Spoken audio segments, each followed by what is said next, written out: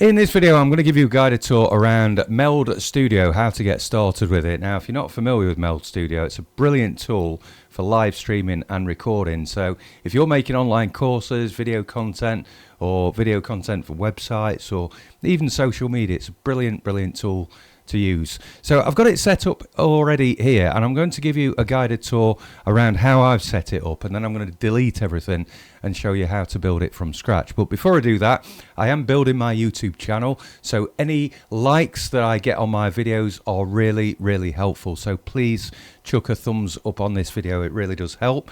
And if you're a small business owner, trainer or coach interested in tech tutorials to help you get quicker, slicker with tech, then please do subscribe to this channel, ring the notification bell, and I'll let you know when new videos come. So I've got three scenes set up on here. I've got my front camera just here.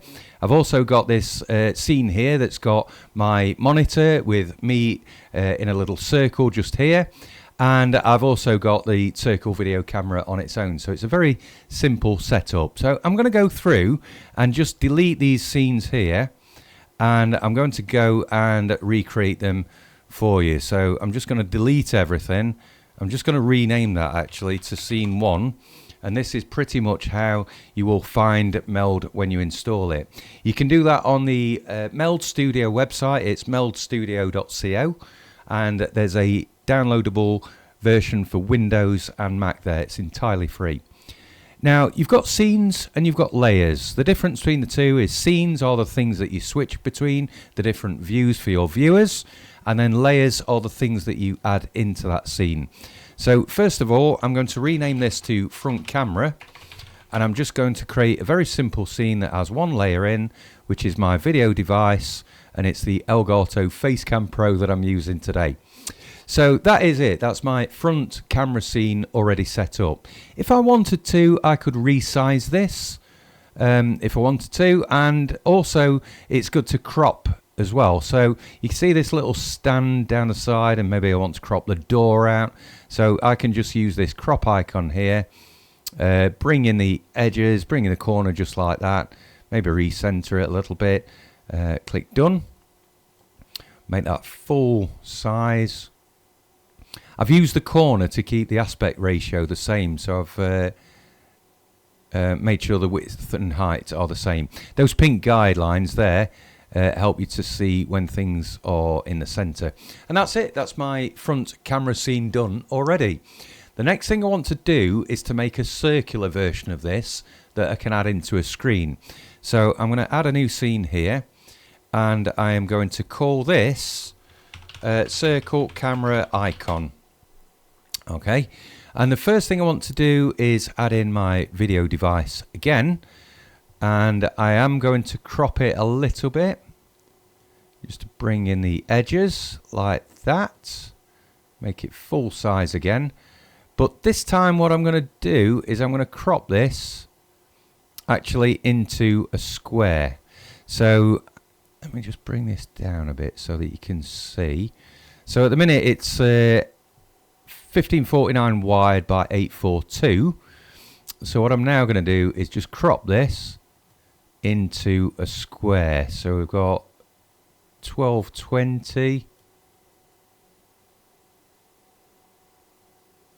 Want it 842, don't we? So that's 862. Oops. 842. 842 by 842. I'm just going to centralize myself in there, click on the done button, and now we've got a square. I'm just going to make that full height width again and pop it into the center. There we go. Now the reason I've made it into a square is if you corner the corners of a rectangle, you're going to end up with straight edges at the top and bottom. So you have to make it into a square, and then when you round the corners, it'll make it into a circle. Two ways of rounding the corners. You can either use this setting here, or you can grab hold of this white handle, this circular one, and you can pull it in to the middle all the way, and you can see it's formed a perfect circle. And that's it. That's that bit done. So last of all, I'm going to add in my screen share, which is on my left monitor. And for that, this time I'm going to add in a display capture. I'm I'm going to use that monitor there, and then I'm going to duplicate, using this duplicator, the circle camera icon. And there it is. All I need to do now is resize that, and then I can move that to wherever I want it to be. So I've got my front camera icon just here. Sorry, my front camera view just here. And then I've got my left monitor just here with me in this little circle. And that's as easy as it is to set that up. Now, I've got the vision set up. Now I need some sound. So just back on my front camera view, I'm going to go to this audio mixer, and I'm going to add in this microphone here that I'm talking into now. So I've added a track, and next I'm going to choose the microphone, which is this Shure Digital, and you can see I've got a peak meter here. Now you can see that's actually just hitting the red a little bit, so I just want to back it off a little bit. And where you need to be aiming on here is between -3 and -6 dB. Now, the other thing to say is when you add, so let me add a piece of media onto here. So let's say I add this fire background just there. It's actually behind me. I'm going to move me to one side.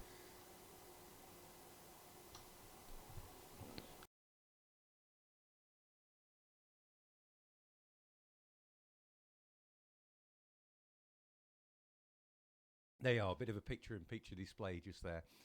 What I wanted to show you is when I click here on this media source, notice there's a toggle here to add an audio track for the source. I can turn it on and you can see the fire soundtrack is there, or I can turn it off and that removes it. So if you want the sound for the video that's playing, make sure you toggle that on. This one hasn't got any sound on it, that's why there's nothing moving, but if it did, you would see that moving. Okay, the other thing you can do is if you click on edit, you can choose to have this as a global audio track. So I'll click that on.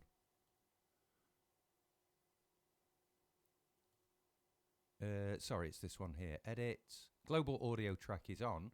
And what that basically means is that track will appear globally across all scenes. So if you had a piece of music that you wanted to play in the background, that's how you'd do it. You'd click on edit and then you'd toggle on that global audio track. If you don't want it to appear on all scenes, you don't have to. You can take that toggle off, and as you can see, when I go to the other scenes, that has now disappeared. Okay, I'm going to remove the track for the fire and leave it without any sound.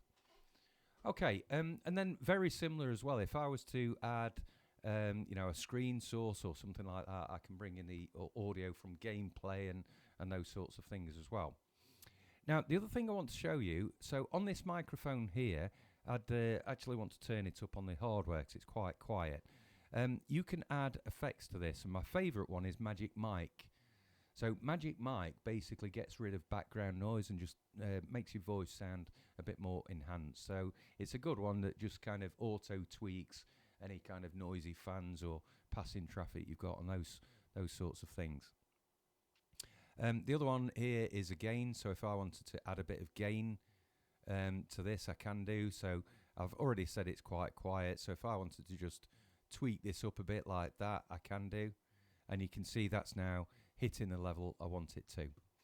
So perfect. I've got all my scenes here. I've got my front camera with now a little fire thing going on. I've got my left monitor here, and I can nicely switch between the two. Now, the other thing I am going to show you now is just how to work with a green screen. And I've got a green screen rolled up here, so just bear with me while I bring it down.